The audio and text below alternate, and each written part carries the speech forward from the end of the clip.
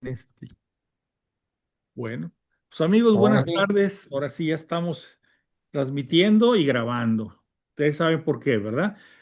Les he comentado que el problema de Face Live es que las transmisiones en vivo duran 30 días o 30 y tantos días y luego el Facebook lo borra. Entonces la que está en vivo, tengo que también grabarla, subir la grabación y esa sí se queda todo el tiempo. De todas las episodios que ya son varios años que se borraron, logré rescatar muchos, y están también ahora en YouTube, que ahí en YouTube pueden, como una especie de respaldo, pueden verlo aquí en Facebook o lo pueden ver en YouTube. Y en YouTube, todos los que se habían borrado en Facebook, los logré recuperar en YouTube. Antes que tenemos casi completos los 3 años o algo así que hemos estado aquí. Bueno, vamos a empezar. El día de hoy nos toca ver cómo, y porque perdimos la hilazón, porque pasado lunes, pues tuve que suspender por problemas de vista, pero ya, gracias a Dios, ahí vamos. No el 100%, pero un 95%, y entonces ya voy recuperándome y ya estamos listos. Por ejemplo, no alcanzo a ver muchas veces las letritas. ¿Quién eres? Ay, se borró. Bueno, no se me salgan de la pantalla. Bueno, entonces estamos viendo el Nuevo Testamento y estamos viendo el Evangelio de San Lucas. ¿Sí? El Evangelio de San Lucas, pues es un evangelio muy completo, es decir, tiene muchos detalles de la vida de Jesús, sobre todo empieza desde la anunciación al papá de Juan el Bautista. Ahí empieza, se va hacia atrás mucho y tiene muchos detalles muy interesantes. Se dice, porque así empieza el Evangelio de San Lucas y luego el libro de Hechos de los Apóstoles, que son libros que los dos libros se los escribió, que dice que hubo mucha investigación, ¿verdad? Entonces se cree por todos los eventos que los demás evangelistas no cuentan, pero él sí, que entrevistó, entre otras personas, a la Santísima Virgen de Guadalupe. Perdón, bueno, la Santísima Virgen María. Nosotros la conocemos, María de Guadalupe. La Santísima Virgen María le platicó pues todos esos detalles de la anunciación, de su nacimiento, de Jesús, todo eso que los demás pues lo cuentan o muy sucinto o de plano no lo cuentan. Entonces el Evangelio de San Lucas es un evangelio con muchos detalles, ¿verdad? Que es muy interesante. Este evangelio nos quedamos en el 8:22, que es con el que vamos a iniciar hoy, pero como siempre, primero vamos a decir una oración para que el Espíritu Santo, está, el Espíritu Santo me ilumine a mí, a ustedes y a todos los que vean este programa. Permítanme, es que aquí, bueno, bueno, eh,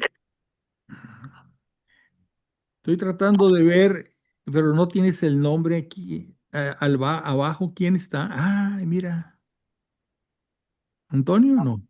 es Alejandro Méndez. Alejandro, qué bueno verte, Alejandro. Es que ando malo de la vista y ya batallo mucho, pero en fin, ya pronto todo está al 100. Aquí Bueno, estamos, buenas tardes. bienvenido, me da mucho gusto. Voy a empezar con la oración, por favor. Yo la voy a decir en voz alta, continúen ustedes en su corazón. Nos ponemos en la presencia del Señor, en nombre del Padre, y del Hijo, y del Espíritu Santo. Amén. Ven Espíritu Creador, visita las almas de tus fieles, llena de la divina gracia los corazones que tú mismo has creado. Tú eres nuestro consuelo, don de Dios Altísimo, fuente viva, fuego, caridad y espiritual unción. Tú derramas sobre nosotros los 7 dones. Tú el dedo de la mano de Dios, tú el prometido del Padre. Pones en nuestros labios los tesoros de tu palabra. Enciende con tu luz nuestros sentidos. Infunde tu amor en nuestros corazones y con tu perpetuo auxilio fortalece nuestra frágil carne. Aleja de nosotros al enemigo, danos pronto tu paz. Siendo tú mismo nuestro guía, evitaremos todo lo que es nocivo. Por ti conozcamos al Padre y también al Hijo, y que en ti, que eres el Espíritu de ambos, creamos en todo tiempo. Gloria a Dios Padre y al Hijo que resucitó entre los muertos, y al Espíritu Consolador, por los siglos de los siglos. Amén. Bueno, les voy a poner aquí la Biblia de Jerusalén.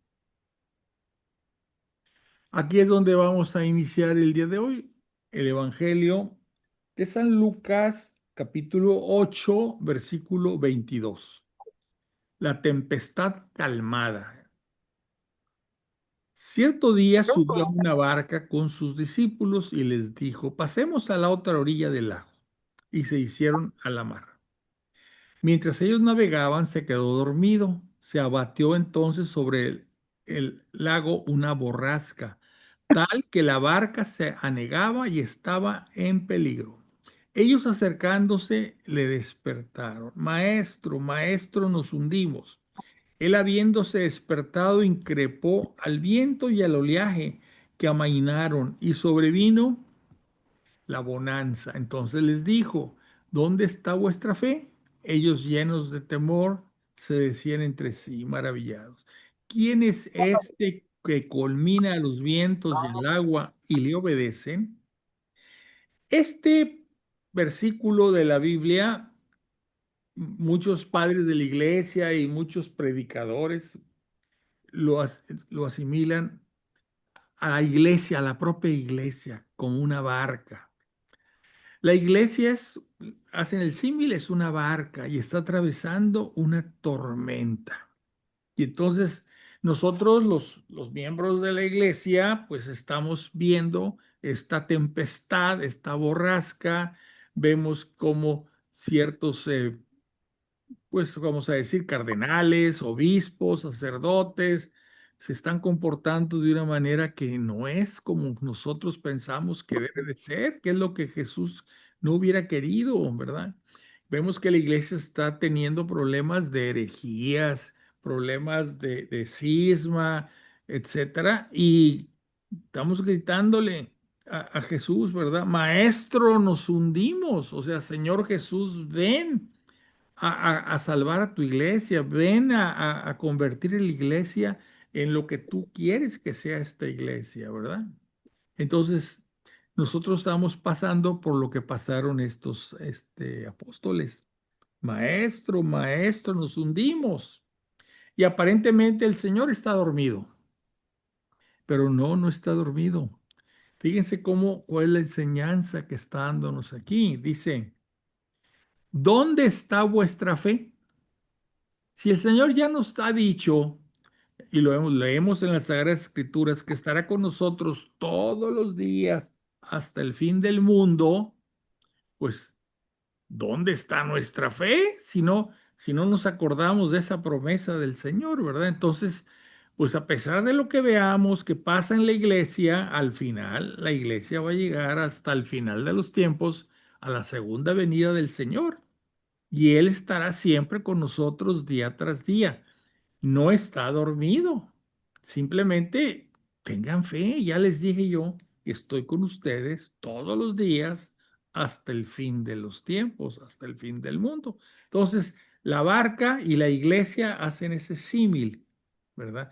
Toda la iglesia pues se atraviesa por tormentas y a través de la historia de la iglesia, si nos vamos al año 1, bueno, al año 1, el año 33, que con la venida del Espíritu Santo, el día de Pentecostés, inicia la iglesia, ¿sí? Pues vemos que ha atravesado muchísimas tormentas, borrascas. Ha habido muchas herejías, ha habido muchos cismas, ha habido muchos, eh, pues, sacerdotes, obispos, cardenales, incluso papas indignos, pero la iglesia sigue, ¿verdad? No está dormido, simplemente Él ya nos los ofreció, nos los prometió. Estaré con ustedes todos los días hasta el fin. O sea, tengamos fe, es lo que nos quiere enseñar. No estoy dormido, simplemente ustedes ya saben que yo estoy con ustedes. Tengan fe. O sea que esa barca donde iban los apóstoles, aunque Jesús no hubiera despertado, no se iba a hundir, porque Jesús estaba con ellos.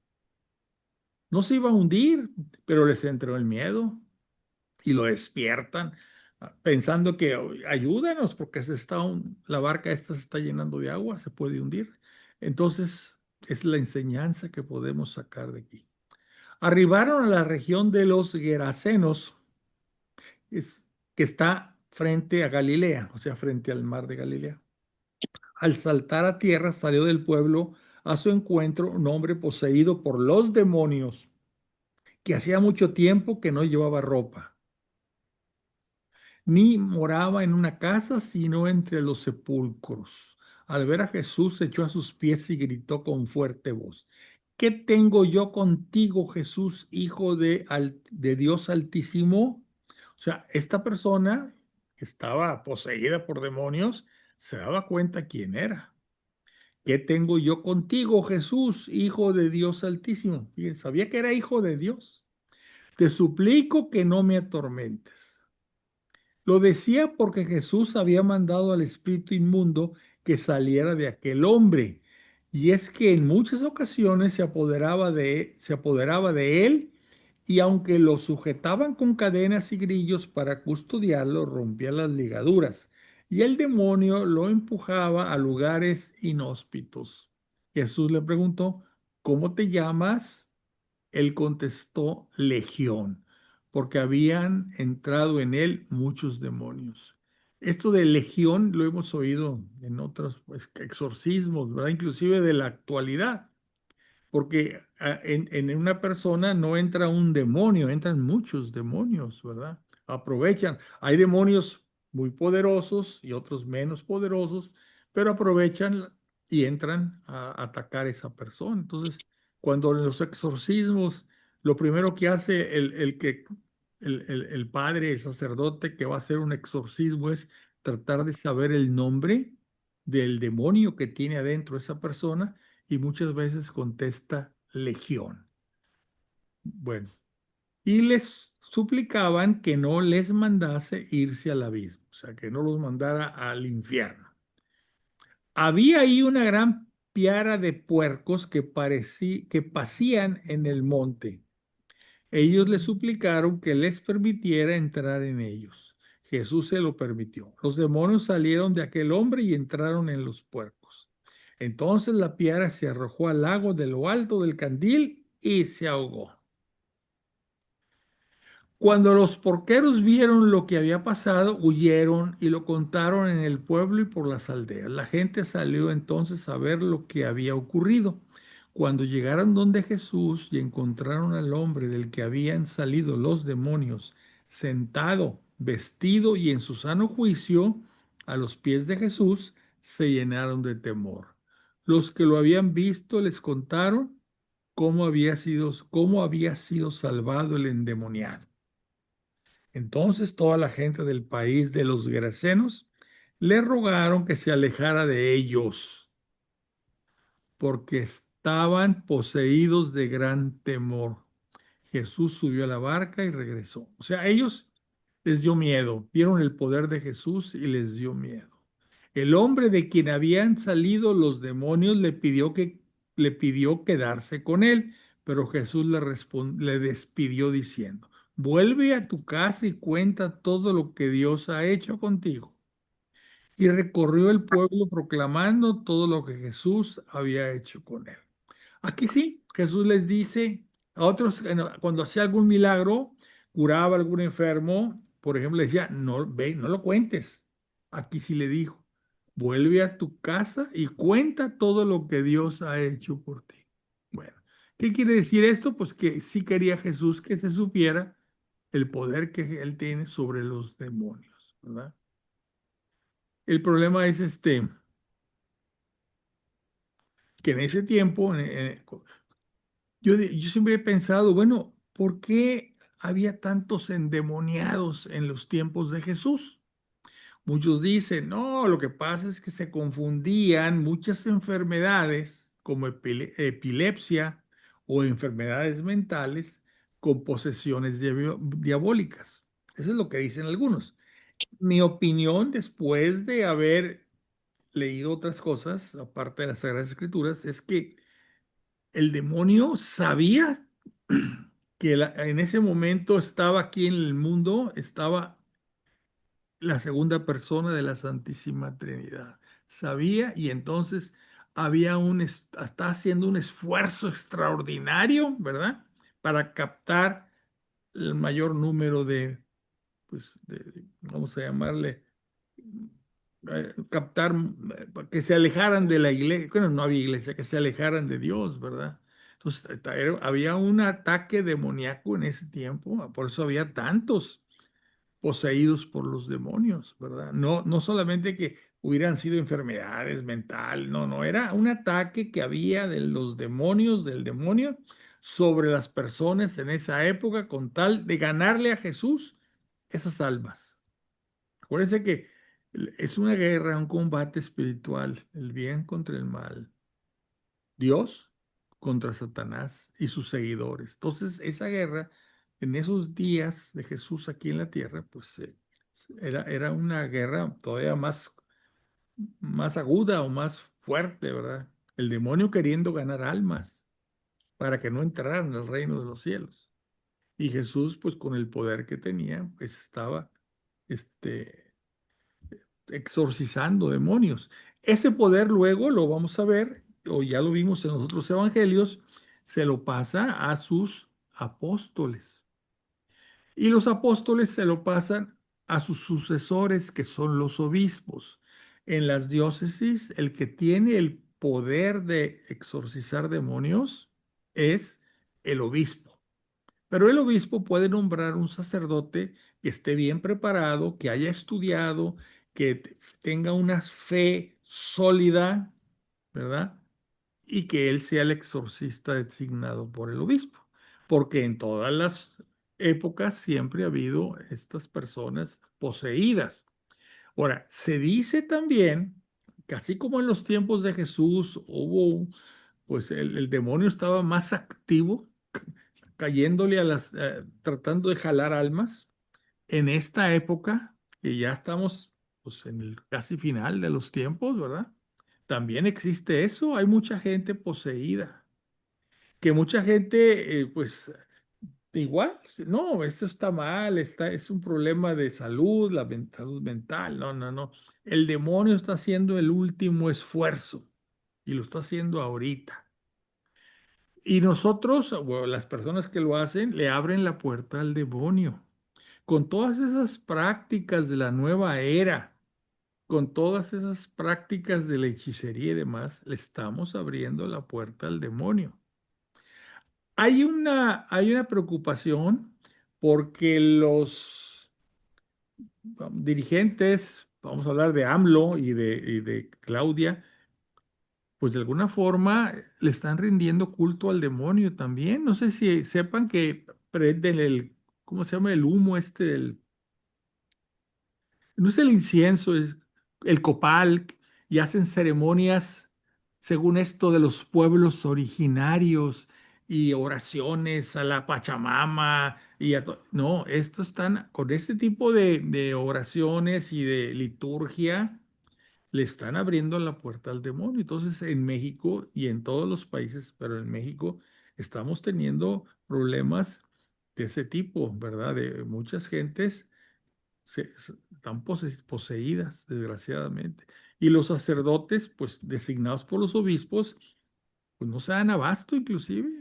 O sea, hay exorcismos que son muy difíciles, que no es así ir a decir una oración y se va el demonio, sino que tiene que continuamente el sacerdote estar en contacto con esa persona, orando por él. Y sobre todo le dice, el mejor exorcismo es confiésate y recibe la Eucaristía. Y eso es lo mejor. Y luego, pues que perseveres, ¿verdad? Pero en fin, ahí había, como lo hay ahorita, una guerra entre el bien y el mal, entre el Dios y el demonio. Como no puede el demonio atacar a Dios, que es su creador, nos ataca a nosotros para evitar que nos vayamos con Jesús al reino de los cielos. Bueno, seguimos. Curación de una hemorroísta y resurrección de la hija de Jairo. Y fíjense, aquí habla de resurrección, ya hemos hablado que Jesús es el primero resucitado. Aquí volvió a la vida la hija de Jairo. No resucitó en un cuerpo glorioso, como es la resurrección al final de los tiempos. Cuando regresó Jesús, la muchedumbre le recibió con agrado, pues todos le estaban esperando. Llegó entonces un hombre llamado Jairo, que era jefe de la sinagoga, y cayendo a los pies de Jesús le suplicaba que entrara en su casa, porque su hija única de unos 12 años estaba muriendo.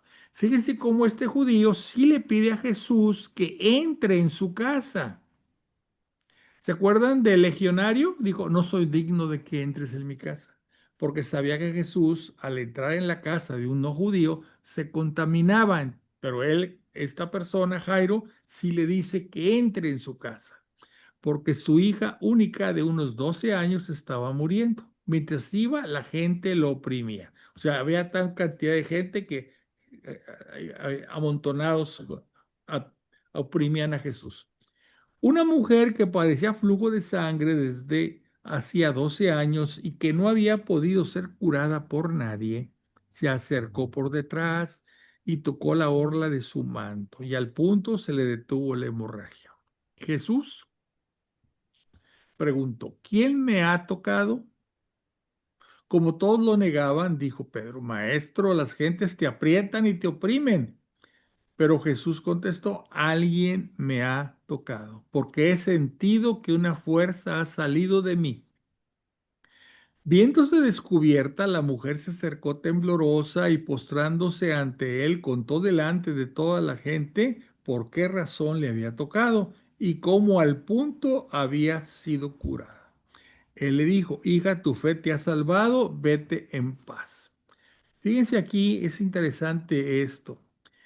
Todo el mundo lo tocaba, o estaban oprimiendo a Jesús y ven la bola, pero ninguna de esas personas lo tocaba con la fe y la intención de quedar curado o curada. La única persona que le tocó la orla del manto es una mujer que tenía fe que si hacía eso se iba a curar. Todos los demás lo apretaban y lo empujaban de un lado para otro, pero no lo hacían con una fe ni con la intención, ¿sí? Y la mujer sí, fue y tocó la orla del manto y al punto quedó curada. Aquí me hace recapacitar un poco sobre algo que yo pues, a veces hablo que no creo mucho en eso, pero sí debe ser, que son las reliquias, ¿sí? Ustedes saben que un santo, pues, deja algo, ¿verdad? Una ropa que usó, deja, a veces su cuerpo, y a veces, pues, en la Edad Media o antes hacían que del cuerpo de un santo le cortaban una mano y le cortaban un dedo y lo repartían en otras iglesias. Esas son las reliquias. Y las reliquias, cuando alguien se acerca a ellas, como esta mujer, que fue a tocar, no a Jesús, la orilla del manto. Cuando alguien se acerca con fe a esas reliquias, ¿verdad? Y le pide a Dios, pues le pide, si es un santo, pues al santo le pide que interceda ante Dios, ¿verdad? Para que le cure o para cualquier problema que ella va a pedir, ¿verdad? Muchas veces esas personas se salvan, se alivian. ¿Por qué? Porque lo hacen con fe y con la intención, ¿verdad? No, la reliquia no es un ídolo que por sí tenga poder, no. Ni el santo del cual viene la reliquia es un santo que tenga poder de curación. La persona que se acerca a la reliquia de un santo, le pide a ese santo que interceda ante Dios, ¿verdad? Para que su situación o su enfermedad quede curada.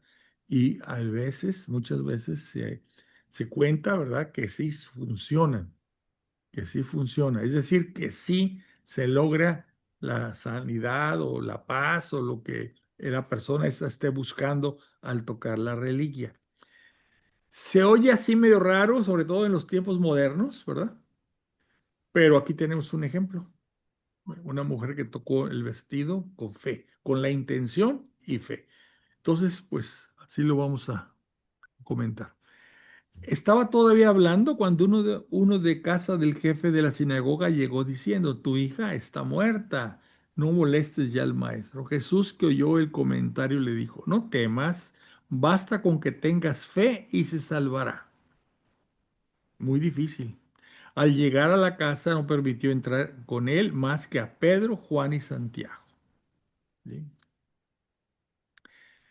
Y al padre y a la madre de la niña. Todos la lloraban y se lamentaban, pero él dijo, no lloréis, no ha muerto, está dormida. Los presentes se burlaban de él, pues sabían que estaba muerta. Pero él tomándola de la mano, dijo en voz alta, niña, levántate. En otras Biblias, no sé si tengan por ahí alguna, está en arameo, porque era el idioma que hablaba Jesús. Talita cum. ¿Han oído hablar? Talita cum. ¿Qué, Sí, sí, Sí, lo he qué escuchado. sig- qué significa niña, levántate? Talita cum.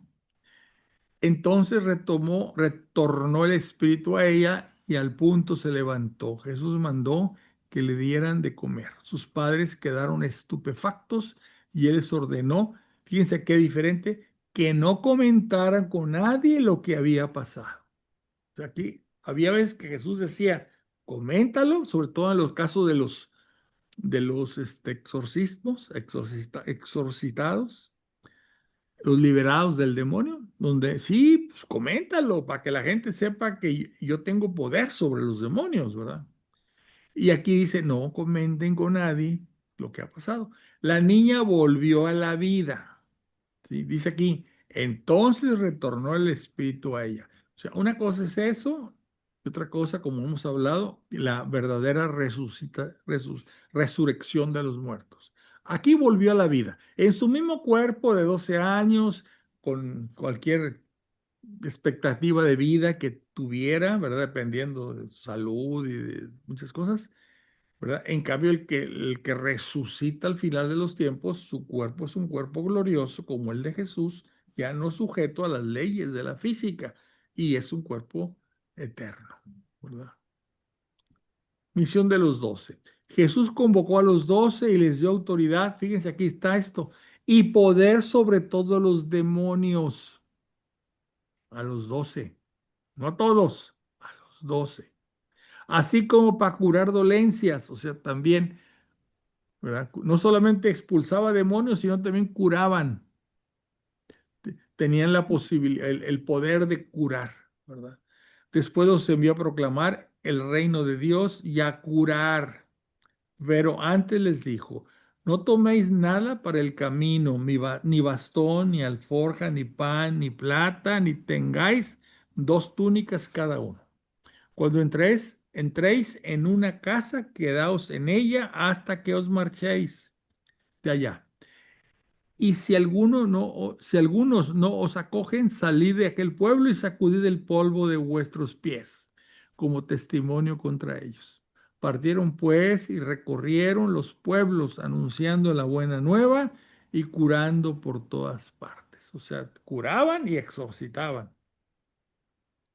Se enteró el tetrarca Herodes de todo lo que pasaba y estaba perplejo porque unos decían que Juan había resucitado de entre los muertos, otros que Elías se había aparecido y otros que uno de los antiguos profetas había resucitado.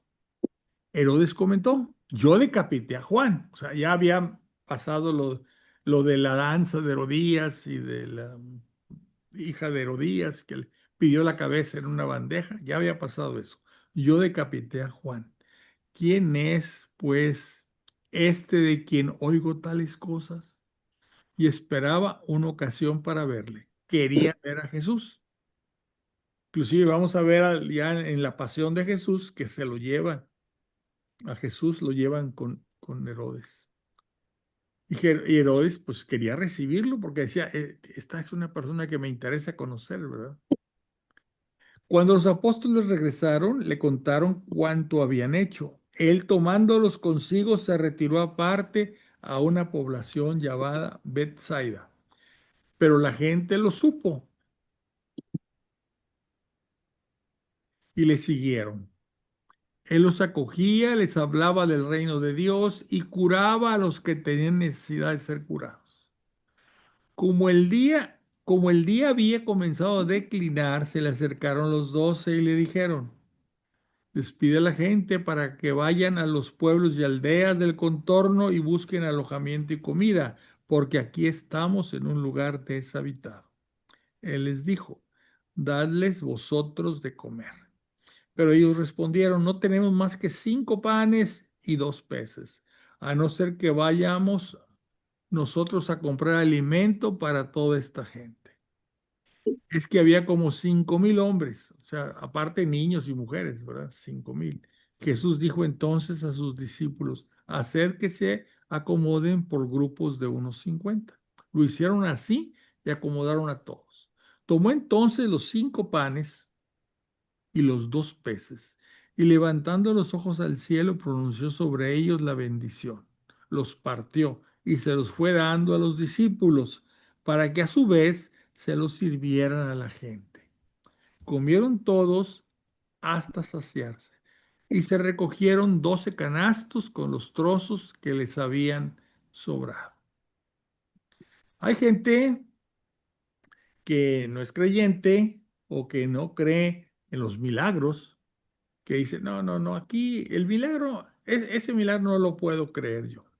Lo que ha de haber pasado es que cuando ven que Jesús empieza a dar pan y trozos de pescado y trozos de pan a la gente, pues los que traían su lonchecito lo sacaron y se lo comieron. Entonces por eso se alimentaron a todos, porque no es posible que de estos panes, 5 panes y 2 peces alimenten 5.000 hombres más mujeres y niños. No, lo traían su guardadito, lo sacan, se lo comen. Y entonces la pregunta que hacemos: bueno, vamos a pensar que así fue. ¿Y de dónde salieron los 12 canastos llenos de trozos? Pues si cada quien sacó su guardadito y se lo comió, ¿de dónde sacaron estos trozos? 12 canastos con los trozos que les habían sobrado. O sea, fue un milagro, multiplicación de los panes, ¿sí?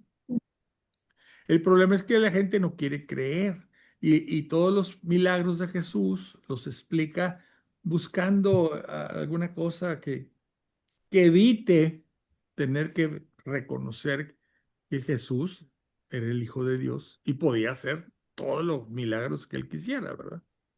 Por eso dicen, esos exorcismos que hizo, no, esos exorcismos era gente enferma, pero no estaba poseída, ¿no? Claro que estaba poseída.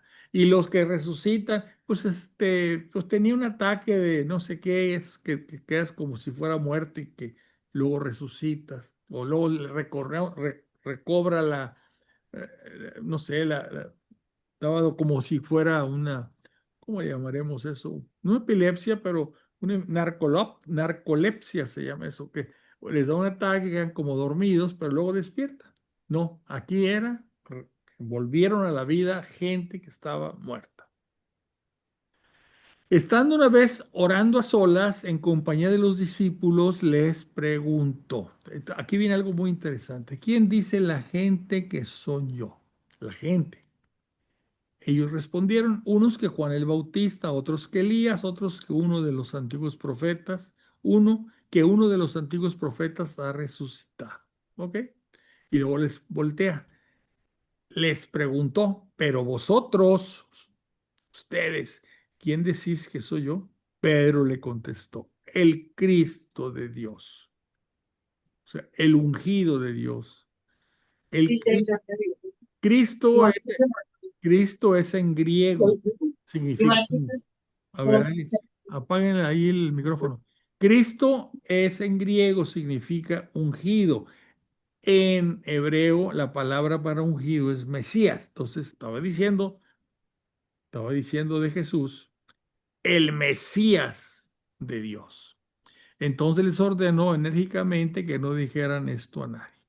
En este evangelio no está como está en los otros evangelios, sobre todo en el de Mateo, que le dice: eso que tú me estás diciendo, Pedro, no viene de ti, es de mi Padre que está en los cielos, es lo que te hizo que dijeras eso. Y tú eres Pedro, y sobre esta piedra edificaré mi iglesia. etcétera. Aquí no lo dice. Aquí simplemente le dice, tú eres el Mesías de Dios. Pero el otro evangelista, Mateo creo que es, sí pone todo el desarrollo que Jesús, después de esta respuesta de Pedro, todo lo que sigue. Les dijo, el Hijo del Hombre debe sufrir mucho y ser reprobado por los ancianos, los sumos sacerdotes y los escribas. Lo matarán y resucitará al tercer día. O sea, ya empezó a decirles lo que iba a pasar con él. Primero no se los decía. Él hablaba del reino de los cielos, curaba gente, hacía exorcismos, etcétera. Pero aquí ya empieza. Ya hizo milagros, ya la gente, y aquí está el ejemplo de Pedro, dice, tú eres el Mesías de Dios, ¿verdad? Entonces aquí empieza a hablar también de lo que va a pasar con él. Decía a todos, si alguno quiere venir en pos de mí, niéguese a sí mismo, tome su cruz cada día y sígame, porque quien quiere salvar su vida la perderá, pero quien pierde su vida por mí lo salvará. Pues ¿de qué le sirve al hombre haber ganado el mundo entero si él mismo se pierde o se arruina?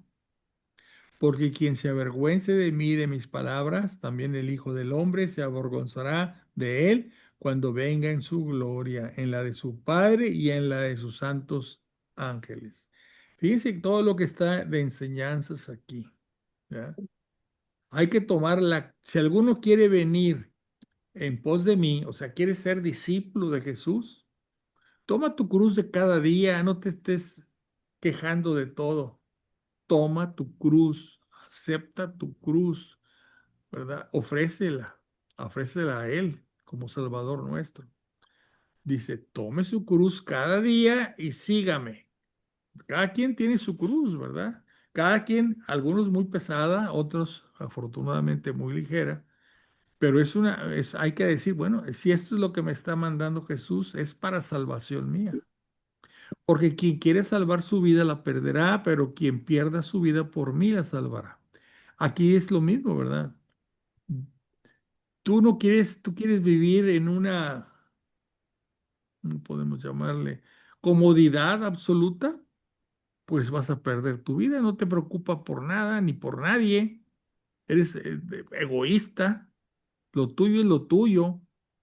No compartes, no ayudas, no haces nada.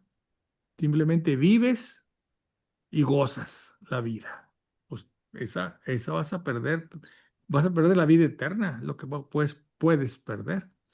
Ahora, quien pierda su vida por mí la salvará. O sea, que haya gente que se dedica en su vida a ayudar a los demás, a compartir, a cuidar a otras personas, pues se va a salvar, dice aquí. Pues de qué, y aquí viene lo más importante, ¿de qué le sirve al hombre haber ganado el mundo entero si él mismo se pierde o se arruina? Es decir, tú pudiste haber tenido una vida de éxitos, de riqueza, de poder, de reconocimiento, pero si te vas al demonio, si te vas al infierno, ¿de qué te sirvió todo eso? Lo más importante es conseguir la vida eterna, ¿verdad? Porque aquí dice también que quien se avergüence de mí y de mis palabras, también el Hijo del Hombre se avergonzará de él cuando venga en su gloria. Es decir, hay gente que sí cree, vamos a llamarle religioso, pero en la intimidad. No se atreve, si alguien le cuestiona, a decir, sí, yo tengo fe, yo creo, yo soy cristiano, yo soy católico. Qué vergüenza, sobre todo gente que está metida en política, en negocios y demás, que no quiere que lo consideren así como tercermundista, vamos a decir, ¿verdad? Y no, no, no. El que se avergüence de mí y de mis palabras, también el Hijo del Hombre se avergonzará de él cuando venga en su gloria. Te piden una opinión y tú te haces el que no sabes, que siendo cristiano, católico, no, te haces el que no sabes. Y dices tú, yo mi religión es acá en lo personal, en la intimidad, el domingo en la misa y ya. No, pues ahí te estás avergonzando de tu creador, ¿verdad? De Jesús, de tu Salvador. Pues de verdad os digo que algunos de los aquí presentes no gustarán la muerte hasta que vean el reino de Dios. Esta frasecita trajo mucha confusión entre los propios apóstoles.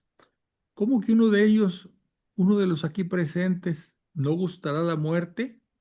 Se va a vivir hasta el final de los tiempos, hasta ver el reino de Dios, ¿sí? Entonces, oye, pues ¿quién será? Algunos decían que Juan, ¿verdad? Que sobrevivió a todos los demás apóstoles, porque fue el más antiguo, el más anciano, ¿verdad? Entonces decían, no, pues no va a morir. Es más, como a Juan lo trataron de martirizar echándole en un caso con aceite y no le pasó nada. Decían, es que él no va a morir, pero no. Ya los padres de la iglesia le empezaron a dar vuelta y se dieron cuenta que aquí mismo está la explicación de esto, ¿sí? ¿Verdad? Es decir, unos 8 días después de estos sucesos y de esto que dice aquí, tomó consigo Pedro, Juan y Santiago. Estos tres son los apóstoles más cercanos a Jesús. Tenía una relación más íntima. Pedro pasa a la cabeza de la iglesia y Juan y Santiago, que son hermanos, ¿verdad? Y sube al monte a orar. El Juan era el más jovencito y Santiago se conocía como Santiago el Mayor porque había otro Santiago que era primo de Jesús que se conocía como Santiago el Menor.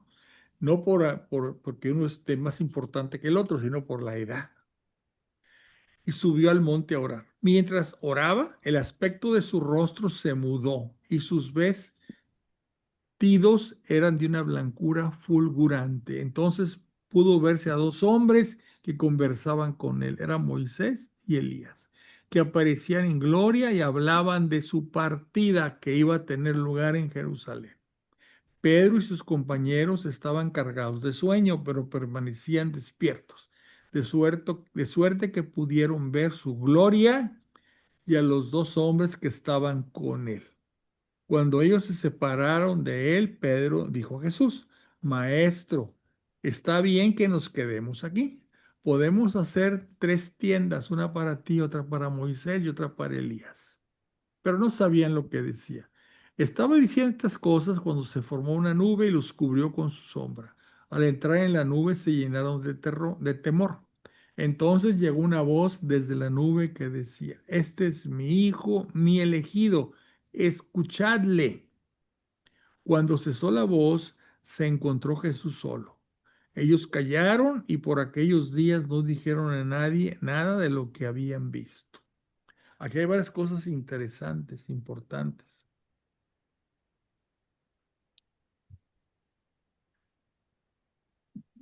Decía la próxima vez, decía aquí que dice que no gustaría la muerte hasta que vean el reino de Dios. Pues de verdad os digo que algunos, dice algunos, no dice alguno, algunos, plural, de los aquí presentes no gustarán la muerte hasta que vean el reino de Dios. ¿Y quiénes son esos algunos? Pues acá lo dice en la transfiguración, Pedro, Juan y Santiago. ¿Qué hicieron Pedro, Juan y Santiago?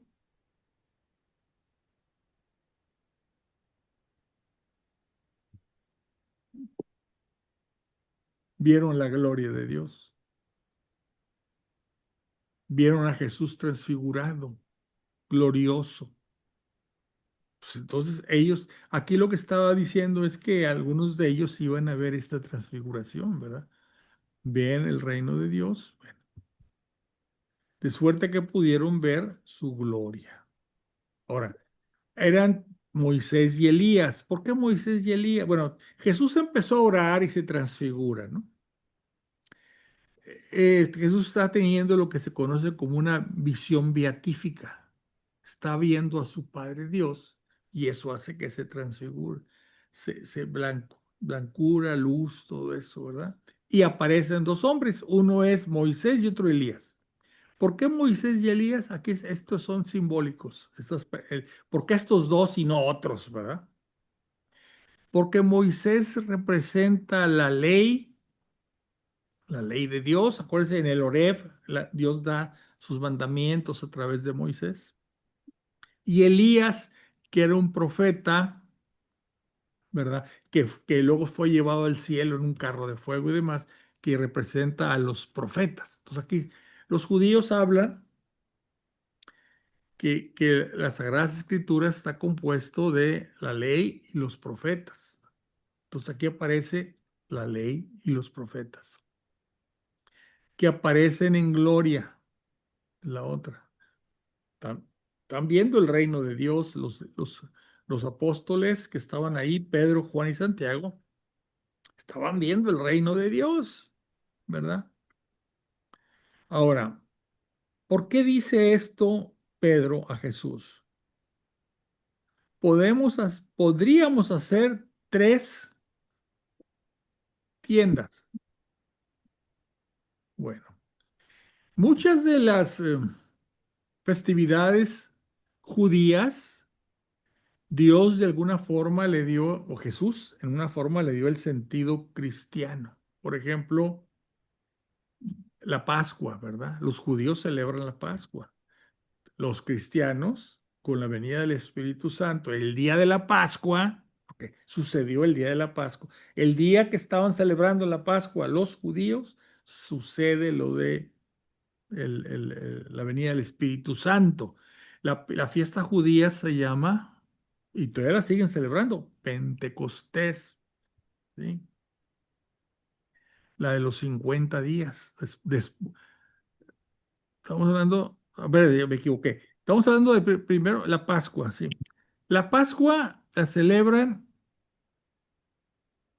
igual que nosotros, ¿verdad? Que en la Pascua es cuando hay la cena, ¿verdad? El Cordero de Dios que es ofrecido, ¿sí? Y los judíos en esa Pascua pues celebraban con un banquete y tenían un cordero que asaban y se lo comían, ¿verdad? Esa noche y celebraban la Pascua. Bueno, en la Pascua Jesús celebra también un banquete con sus discípulos que lo celebra inclusive un día antes del día especial de la Pascua, para que el día de la Pascua, ¿verdad? Él muere el viernes. La Pascua realmente empieza el viernes a las 6 de la tarde. Jesús muere el viernes a las 3 de la tarde, que era la hora en que los judíos estaban matando el cordero pascual para comerlo esa noche, o sea, el viernes en la noche, que para ellos ya era sábado. Entonces, ahí una fiesta, la Pascua de los judíos y la Pascua cristiana, que es la muerte del Señor. Y nosotros luego, pues, no queda ahí, sino que se celebra la resurrección, ¿verdad? El primer día de la semana. Bueno, es una fiesta judía que de alguna forma Cristo, con su actuar, la convierte en una fiesta cristiana, la Pascua. Pentecostés, 50 días después de la Pascua, se celebraba los judíos Pentecostés, que es la fiesta de las cosechas. Así empezó siendo una fecha de las cosechas. 50 días después. ¿Qué pasa? Pues es el día que viene el Espíritu Santo. Y entonces ya el Pentecostés judío ahora es el Pentecostés cristiano, la venida del Espíritu Santo. Luego hay una fiesta que se celebra en diciembre que se llama el Hanukkah, la fiesta de las luces, que conmemoran cuando el templo que había sido, estamos hablando del tiempo de los macabeos, que había sido, ¿cómo podemos llamarle? En parte destruido y en parte había sido un sacrilegio porque habían puesto un ídolo ahí, ¿verdad? Entonces, ¿qué pasa? Hacen un nuevo, reconstruyen el templo, ¿verdad? Y lo consagran. Eso se llama, los judíos le llaman la fiesta de las luces por un milagro que sucedió de un candelabro que no había suficiente aceite, pero que duró los 8 días que se requería que estuviera prendido, porque es una fiesta que dura 8 días. Bueno, la Hanukkah en esas fechas más o menos no coinciden porque pues se va desfasado, pero estamos hablando de días, ¿verdad? Es la fecha en que creemos que nació Jesús, el 25 de diciembre. los judíos celebran alrededor de esa fecha. Algunos años cae exactamente y en otros no, porque los judíos para su religión siguen un calendario que es lunar de 28 días. Y nosotros, pues el gregoriano, que es de 30 y 31 días. Pero entonces en Hanukkah, alrededor de Hanukkah se celebra Hanukkah y también celebramos los cristianos el nacimiento de Cristo Jesús. Bueno, hay otra fiesta, la fiesta de las cabañas. Los judíos, recordando su paso en el desierto, 40 años que vivían en cabañas, en chozas que hacían para poder vivir en el camino del desierto, celebraban una fiesta, la fiesta de las cabañas. Bueno, se supone, o creo yo, que en esta fecha que hubo esta transfiguración del Señor, era la fecha en que se estaba celebrando la fecha de las cabañas o tiendas, tiendas de campaña, ¿verdad?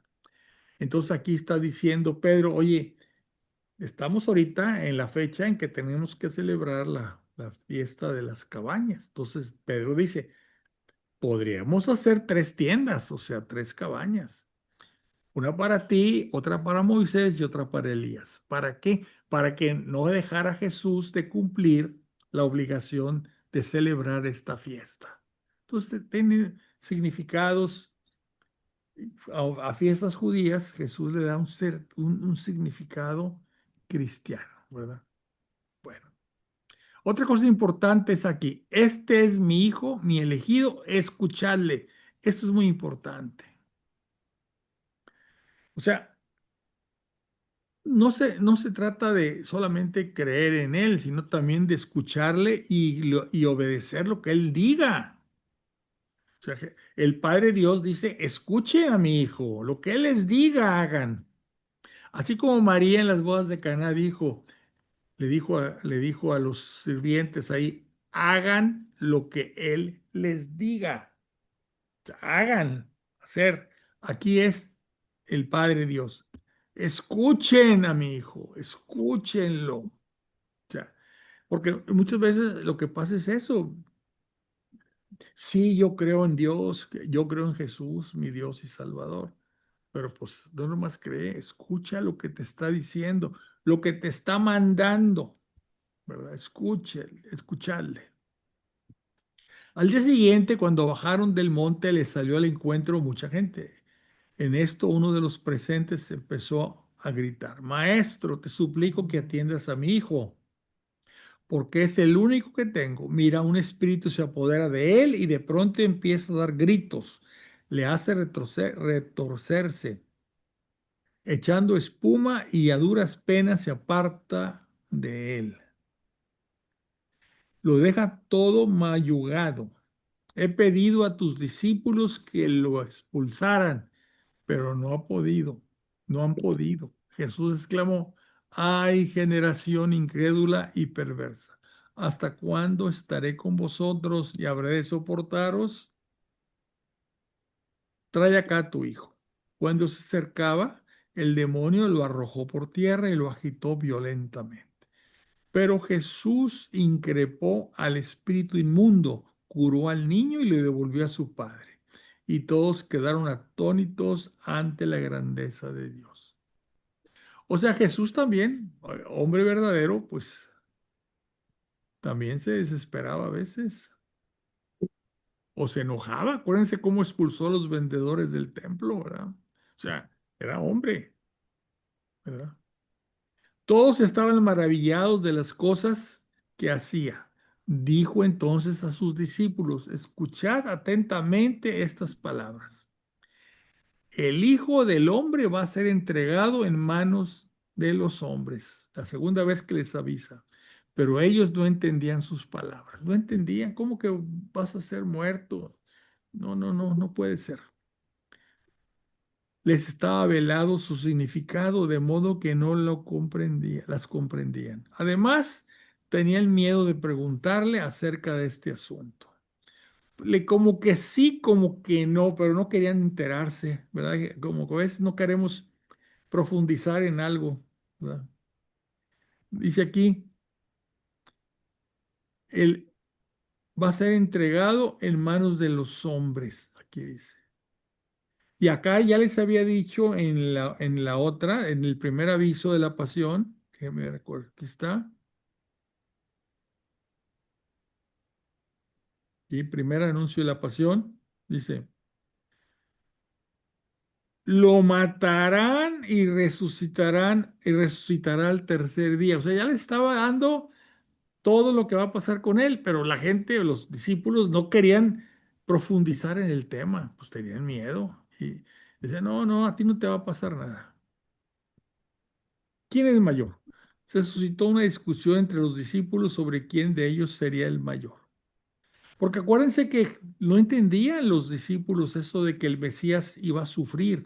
Para los judíos el Mesías, y sigue siendo ahorita, es un líder político, un líder que va a hacer que todos los enemigos de Israel se vayan de Israel, los expulsen, y que todos los judíos que están por todo el mundo regresen a Israel, ¿verdad? Y que se reconstruya el templo. Tiene una serie de creencias los judíos en relación con el Mesías, no el Mesías sufriente que los cristianos creemos, ¿verdad? Dice, sabiendo Jesús lo que pensaban en su interior, tomó a un niño, lo puso a su lado y les dijo, el que acoja a este niño en mi nombre, a mí me acoge, y el que me acoja, a mí acoge a aquel que me ha enviado. Pues el que sea más pequeño entre vosotros, ese es mayor. ¿Por qué? Porque estaban diciendo ellos, Jesús es un líder. Jesús va a recobrar la tierra de Israel para los judíos. Va a expulsar, en ese tiempo lo eran los romanos, ¿verdad? Va a hacer todo lo necesario para que Israel sea una nación poderosa y como fue en los tiempos de David, del rey David, ¿verdad? Y del rey Salomón. Entonces ellos ya decían, bueno, ¿y aquí qué nosotros, en qué puesto vamos a tener? ¿Verdad? Querían tener puestos importantes en el gobierno, vamos a decir, de Jesús, ¿verdad? Pero él dice, no, no, no, no, no, no. Dice que el que sea más pequeño entre vosotros, ese es el mayor. Lo que importa aquí es la humildad. No importa quién es el mayor, sino quién es el más humilde. Es lo que busca él, humilde, como un niño. Juan tomó la palabra y le dijo, Maestro, hemos visto a uno que expulsaba demonios en tu nombre y tratamos de impedírselo, porque no viene con nosotros. Pero Jesús le contestó, no se lo impidáis, pues el que no está contra nosotros está por nosotros. O sea que hay gente que, pues como dice aquí, no viene con nosotros, no es un, vamos a decir, un cristiano, ¿verdad? Pero dice, si no está contra nosotros, está por nosotros. Como se iban cumpliendo los días de su anunciación, perdóname, de su asunción a su muerte y elevarse al cielo, él se afirmó con su voluntad de ir a Jerusalén. Así que envió mensajeros por delante que fueron y entraron en un pueblo de samaritanos para prepararle posada. Los samaritanos, no sé si se acuerdan ustedes quiénes son, no son propiamente dichos judíos, sino que cuando se invadió por los de Nínive, invadieron la parte norte, lo que se conocía como el reino de Israel, se llevaron a los judíos, se llevaron a los israelitas, porque el reino se llamaba Israel, y trajeron personas de Nínive. Esas personas de Nínive, ¿verdad? Que habitaron esa zona que se conocía como Samaria, es el pueblo samaritano, no son judíos. Aunque algunos de ellos, los que vinieron de Nínive, trajeron o se casaron con judíos, ¿verdad? Y hubo una mezcla. Entonces los judíos no se llevan con los samaritanos, no los ven como hermanos, al revés, los ven como gente extraña que fueron traídos ahí a lo que es Samaria. Samaria es entre Galilea y Judá, o sea, donde está Jerusalén, hay una zona que se llama Samaria, y ahí están ellos, los samaritanos, no se llevan con ellos. Dice aquí, entraron en un pueblo de samaritanos para prepararle posada, pero no lo recibieron porque tenía intenciones de ir a Jerusalén. O sea, los judíos tenían que ir a Jerusalén al templo. Y los samaritanos, el rey de ahí, les puso un templo a los samaritanos para que todo lo que tuvieran, en lugar de ir a Jerusalén, todo lo hicieran ahí en Samaria. Entonces, como Jesús iba a Jerusalén, no le dieron posada. Ante la negativa, sus discípulos, Santiago y Juan, dijeron, Señor, ¿quieres que mandemos bajar fuego del cielo y los consuma? Se sentían muy poderosos, pero Jesús se volvió y les reprendió y se fueron a otro pueblo. Bueno, vamos a dejarlo aquí, es en el 57, se nos viene el tiempo encima. Ya vamos llegando al final, ya vamos llegando al final, es el 9:57. Bueno, déjenme regresarme, voy a salirme de aquí. Oye, Fernando, Adelante. eh, ¿cómo le hacían tantos? Dices que 5,000 hombres Eh, y aparte más gente. Mujeres y niños, no los contaban. En aquel tiempo los censos eran de hombres, nada más. Sí, pero tanta gente oía a Jesús. Sí, ya platicamos que cómo le hacían para oír a Jesús, tanta gente. Ujú. No había Sí, bocinas, no había equipo de ujú, sonido. sí, Pues entonces lo que buscaba Jesús siempre era lugares sí, como arriba, sí. una especie de anfiteatro, así de la tierra en forma de un embudo. Él se ponía abajo y hablaba, ¿verdad? Y Sí, también acuérdense que el viento atrae el viento lleva sí. el sonido. Entonces se ponía, por ejemplo, a la orilla del mar y todos en la otra, él en una barca y todos allá enfrente de él.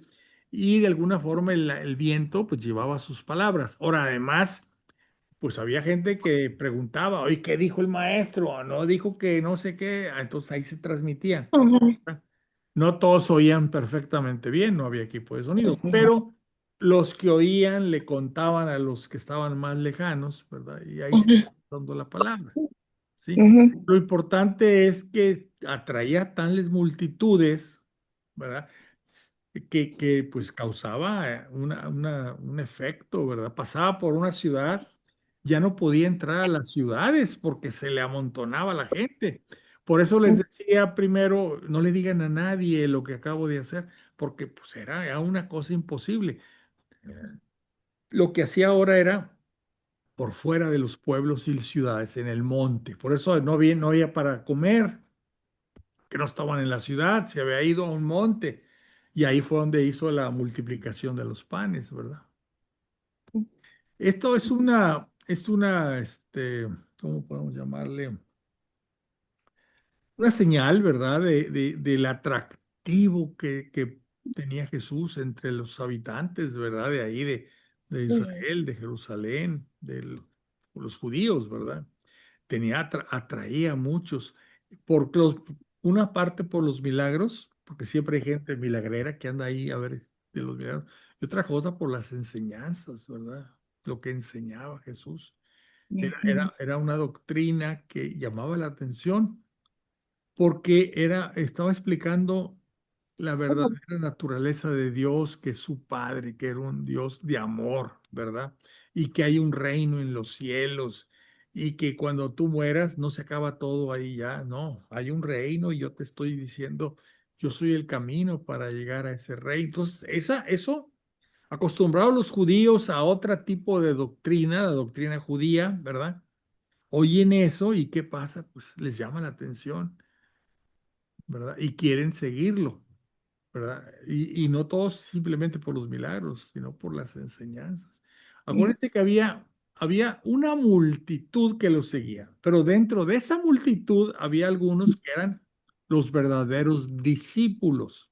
Vamos a ver más adelante que de esos discípulos escoge 72 y ujú, aparte están los 12 apóstoles, o sea que hay gente que va ahí a la bola y hay gente que va a hacerse a las enseñanzas de Jesús, ¿verdad? ujú. Otros andan ahí en la bola, a ver qué agarran. Tipo la revolución, ¿no? Andaban en la bola, pues a ver a ver qué nos toca. Bueno, pues yo les agradezco que se hayan conectado después de esta semana que fue inactiva. La próximo lunes seguimos con el libro de Job. Vamos a terminarlo. Ya nos falta poquito del libro de Job. Las últimas, vamos a hacer una especie de resumen rápido y luego vamos a terminar el libro de Job. Y les voy a ir dando un aviso de una vez en el Antiguo Testamento. ¿Qué sigue después del libro de Job? Los Salmos. Aquí le voy a pedir un favor, porque aquí no vamos a poder leer todos los salmos, son 150 salmos y unos muy bonitos. Otros no. Yo les pediría que ustedes me dijeran el número de salmo que quieren leer. Bueno, por ejemplo, Antonio me dice, a mí me llama mucho la atención el 22, el 30 y el 100. Y así, El 23 y el 91. por ahí. Ustedes váyanle apuntando. A ver si a alguien más le gusta ese. Pues no, vamos los que tú me digas los voy a leer, los que me diga Rosita, los que me diga Luis, todos, Antonio, todos. Vamos a leer. No, sí, todos son Díganme, muy lindos. Todos pero son muy lindos. escójanlos porque son muchos. Ok, ¿Sí? va. Pues vamos a decir, mira, aquí vamos a la lista. Mira, vamos a leer y vamos a explicarlo y todo. Ahora, hay salmos para dar gracias, hay Ujú, salmos para pedir perdón. Hay ujú. salmos para cada circunstancia de la vida hay un salmo, ¿verdad? Sí, sí, es correcto. Y los judíos usan los salmos para orar a Dios. A Entonces, mí me... si es un salmo que están en problemas, piden ayuda, pues es el salmo fulano, ¿verdad? Y si están Claro. muy contentos porque Dios los ha bendecido, es un salmo para dar gracias. Entonces, a ver, díganme ustedes el número de salmo y para qué es. Este salmo es para pedir ayuda. Este salmo es para dar gracias. Este salmo Va. es para... ¿Qué cantidad llevamos por cada uno? Más No, o menos 5. no, lo que quieran, no. Son 150. Si Por escogen... eso, pero no vamos a llegar nunca a No, leer los no, ciento no, no, no. cincuenta Además, no se trata de llegar a 150. Imagínense, nos Claro. pasamos todo el No, año. no. Claro. Pero sí, cada quien tiene salmos preferidos. Ujú. Y díganme, este salmo es para dar Ok. gracias. Este salmo es para suplicar ayuda. Este salmo es porque estoy triste y apesumbrado. Para sanación. Para Ujú. sanación. Cada quien dígame cuál le gusta. Y eso es lo que vamos a leer y leerlo pues en forma como los judíos, orando. Es una oración, ¿verdad? Los judíos oran a base de salmos. Es más, Jesús, van a ver que muchas de las palabras que decías, sobre todo de las palabras al final, cuando ya está en la pasión, son Ujú. palabras que se sacan de los salmos. Usaba los salmos también para dirigirse a su Padre Dios, para todo eso. Sí, bueno. Bueno, dicen que, no recuerdo qué salmo es ahorita, pero las últimas palabras que Jesús dijo de que, Padre, ¿por qué me has abandonado? Es en referencia a uno de los salmos. Sí, hay muchas palabras. Bueno, Padre, Ajá, perdónalos porque no saben lo que hacen. Padre, ajá, Dios mío, ¿por qué me has abandonado? En tus manos encomiendo mi espíritu. Muchas de esas palabras que dijo en la cruz y antes, cuando lo interrogan y demás, provienen de los salmos. correcto. Él usaba los salmos como una forma de expresarse, ¿verdad? Bueno, pues amigos, gracias a todos ustedes. Dios mediante, nos vemos el próximo lunes. Espero ahora sí poder ver mejor, pero ahí vamos. Bueno, Excelente. les deseo la gracia y la paz de nuestro Señor Jesucristo. Gracias. Recupérate, Fernando, Gracias. cuídate. Hasta luego. Saludos, buenas noches. Buenas noches.